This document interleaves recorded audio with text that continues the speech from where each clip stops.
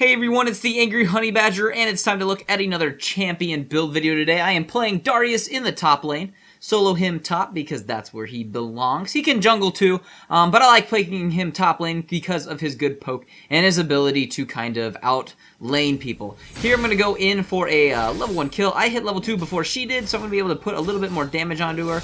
Stacking up my passive with the hemorrhage. I ignite her as well. She's going to get close to that tower. I'm going to wait a second, flash in, and hit her one more time with my Q, which is my decimate. I do typically take that at level 1 because of its really good early game damage, and it's kind of his only real poke. So I do take that at level 1. I did get close to dying there, but I was okay. While I am back at base, I did pick up a regrowth pendant and a little bit of mana regen and a ward for top lane to stay safe in case they are going to try to come gank me.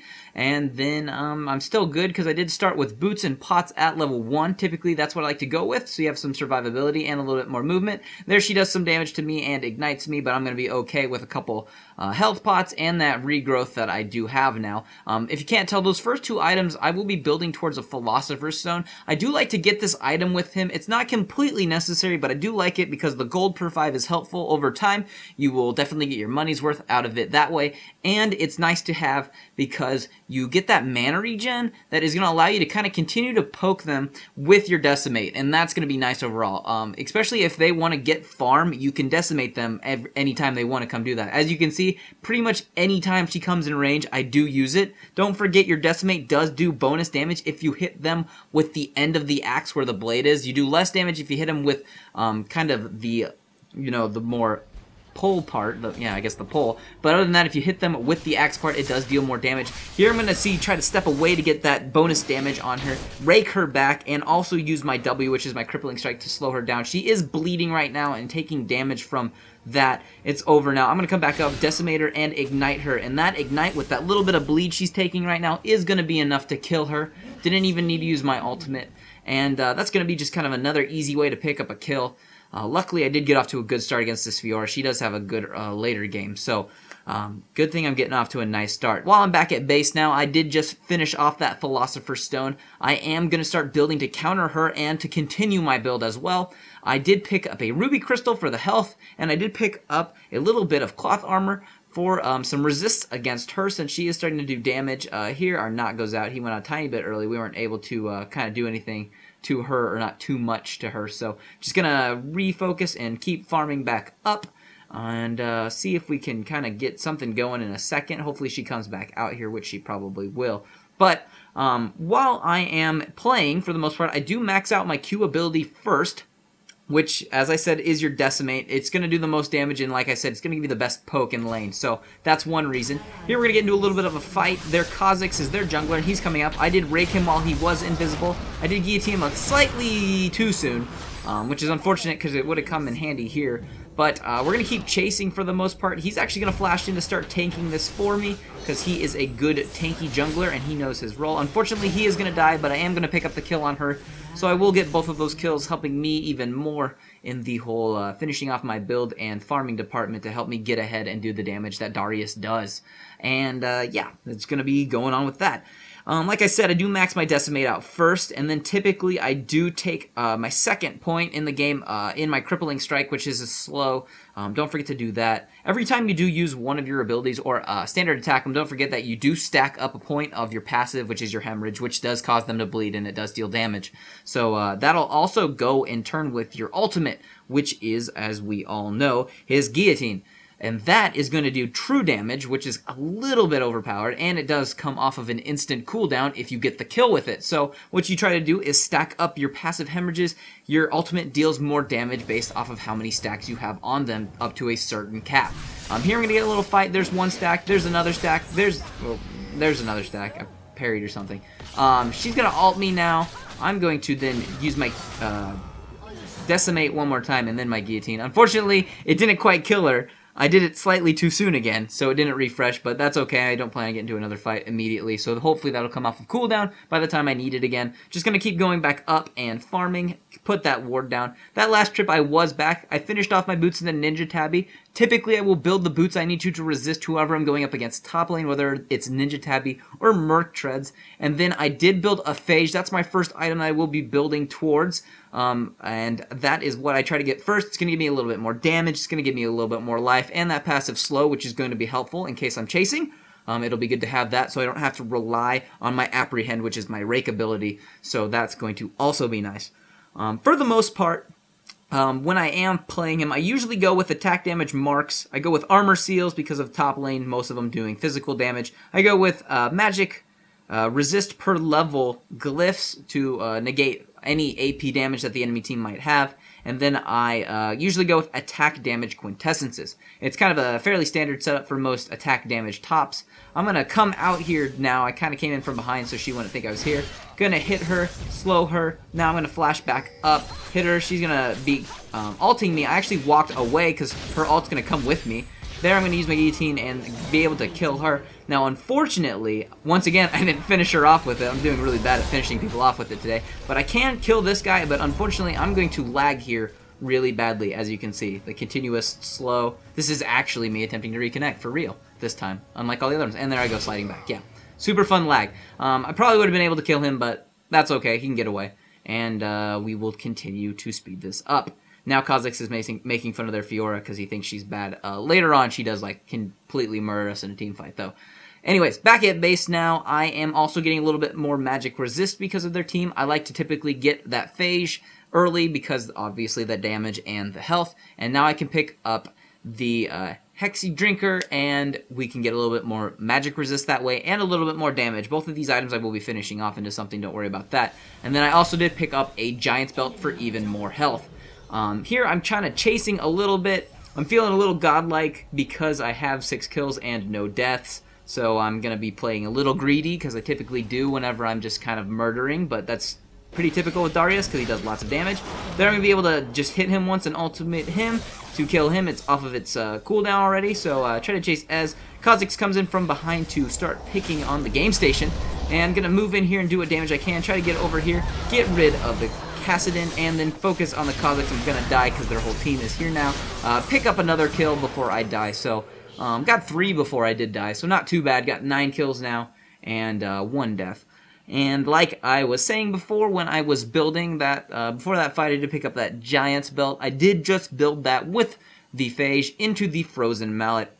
That's going to be my first source of a little bit of damage, an awesome slow to always keep them in range of me, and then just the health is going to be great. What I like to do with Darius is build him a little bit more tanky than bruiser or damage, because having a true damage ultimate allows you to kind of build more tanky because you're going to deal damage regardless. Now, I know attack damage does still scale off of it to deal more damage, but you really don't have to worry about that if you don't want to. He does tend to get focused fairly hard because of just everybody knows what kind of damage he can do. So I find being a little bit more tanky is beneficial just for you in a team fight, especially if you need to tank a little bit. So luckily this game we do have a dedicated tank, having the Nautilus on our team, and I won't have to tank as much, but in other games when you are kind of the tankiest person, it's nice to have some of that extra health and resist. So we're going to always keep that in mind with this build.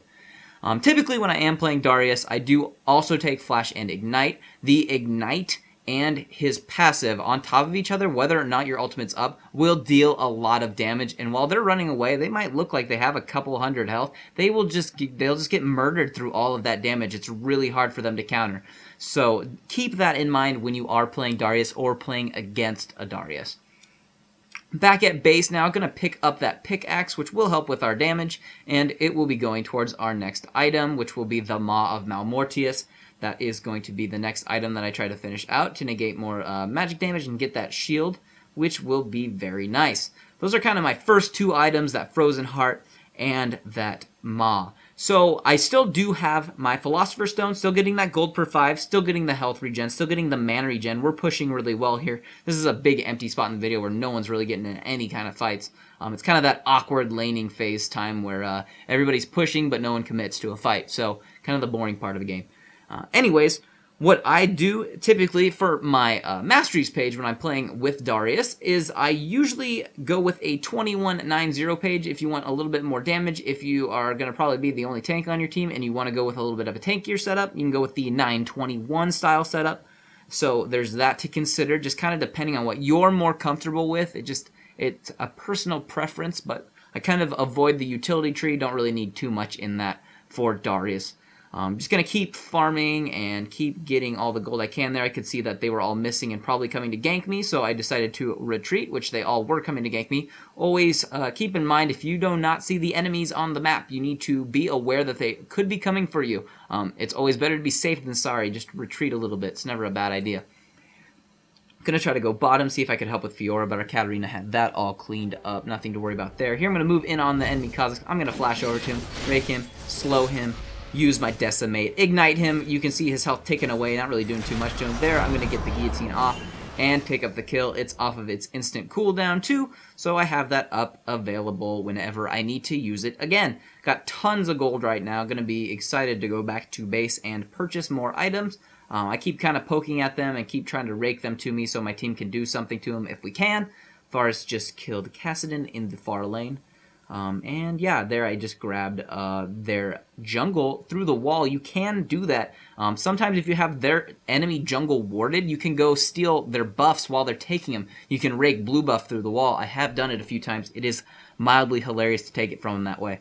Last time I was back, I did finish off that Maw. I am also building more health now because, like I said, I don't need too much damage to deal all the damage that he really does because of his passive and because of his ultimate. So I'm going to get a little bit more health and get a little bit more tanky so I can survive in team fights a little bit better and maybe have the ability to use my ultimate on everyone. It's never a bad thing to get a pentakill by just basically last hitting everyone. Then I'm going to rake over Taric. We're going to slow him real quick. I'm going to try to use my axe, but it gets canceled out and is on cooldown immediately if you try to use it and somebody picks up the kill. There I use it on Kha'Zix to kill him real quick. He's pretty squishy. He does not have much health because he does not understand Kha'Zix kind of needs health. Here we're moving back because it looks like we have Cass is chasing our Varus, who is low. We're going to try to get over here and see if we can kind of assist him. He did kill him, but I'm going to go up this way. I think he's going this way. Luckily, he's been using his ultimate so much, he's just got no mana left. So I'm going to get my way back over here, see if I can get to him after that ultimate and just use that, be able to kill him quite easily. And address going forward and trying to push, because that's the thing to do. Now, I usually max, if I didn't say this already, I may have, my Decimate first completely, which is his Q, and then then second, I get my Crippling Strike maxed out, and then finally I get his Rake or his Apprehend last when I am maxing out his abilities. I do take his ultimate at obviously level 6, 11, and 16.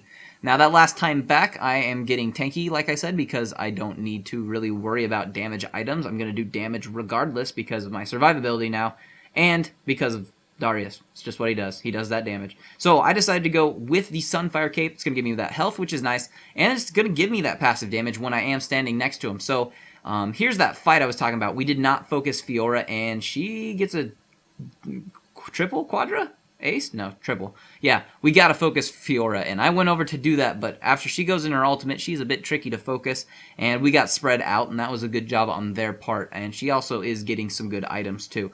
But like I was saying, when I'm getting that Sunfire Cape, that's gonna give me more damage with that passive, and then I am gonna get more health and more armor, and that armor is gonna be very helpful against that Fiora and against any other carries who you do typically get picked on by their carries. Here we are just killing Fiora and Kha'Zix. We're going to be able to push mid quite easily now and see if we can try to end out this game. Got a handful of kills. Darius is a very interesting champion. I would not be surprised if he does get nerfed in a few ways in the future.